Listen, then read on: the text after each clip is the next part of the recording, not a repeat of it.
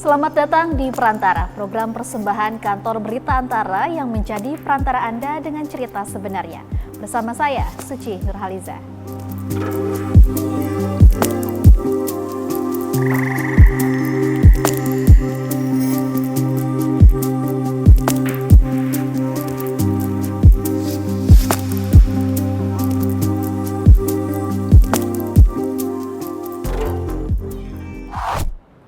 Peristiwa kecelakaan kereta api yang melibatkan komuter lain dan Argo Bromo Anggrek di stasiun Bekasi Timur pekan lalu turut melibatkan sejumlah faktor.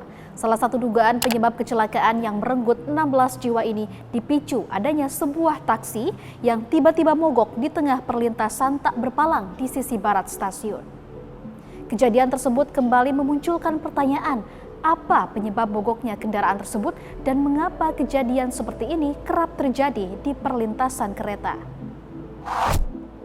Rel kereta tidak sekadar jalur bagi lokomotif dan gerbongnya, tapi juga hamparan baja yang bisa menjadi medan magnet.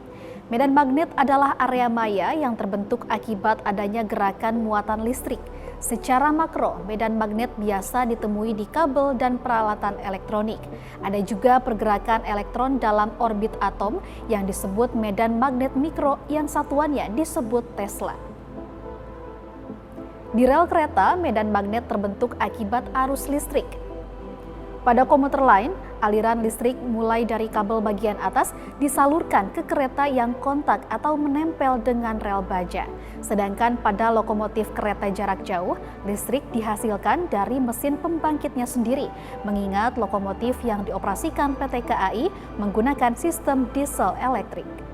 Medan magnet tersebut ditengarai menjadi penyebab seringnya kendaraan mogok atau mati mendadak di tengah perlintasan kereta.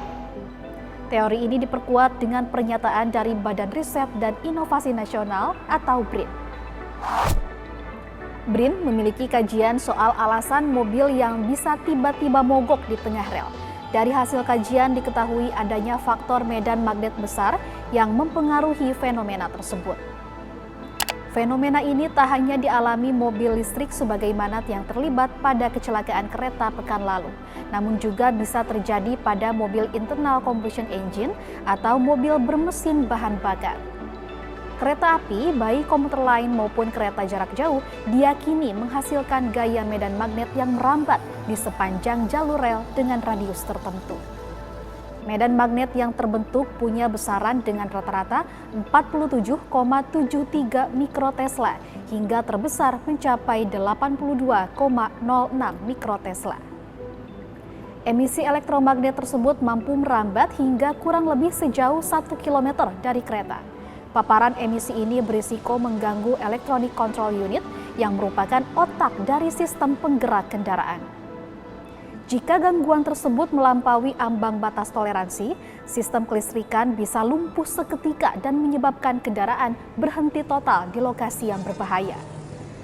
Faktor teknis tersebut yang menjadi pertimbangan penutupan perlintasan kereta api dilakukan pada jarak sekitar 3 km sebelum rangkaian kereta melintas pada jalur yang beririsan dengan jalan raya.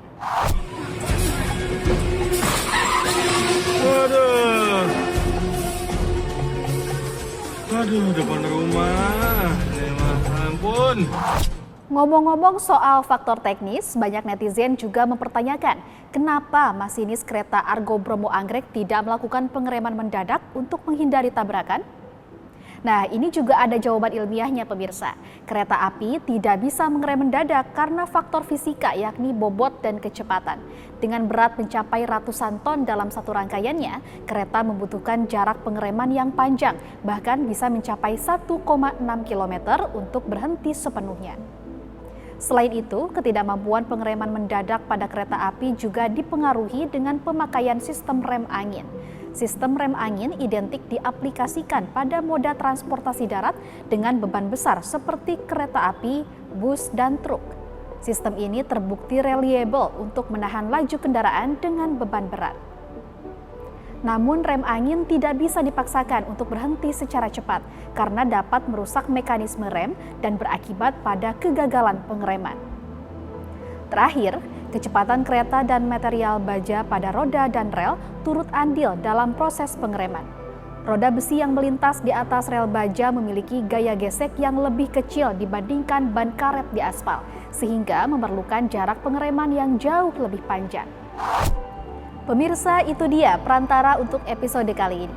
Anda bisa menyaksikan tayangan ini di saluran UCTV, kanal YouTube Antara TV Indonesia dan antaranews.com. Terima kasih telah menyaksikan. Saya Suci Nurhaliza pamit undur diri. Sampai jumpa.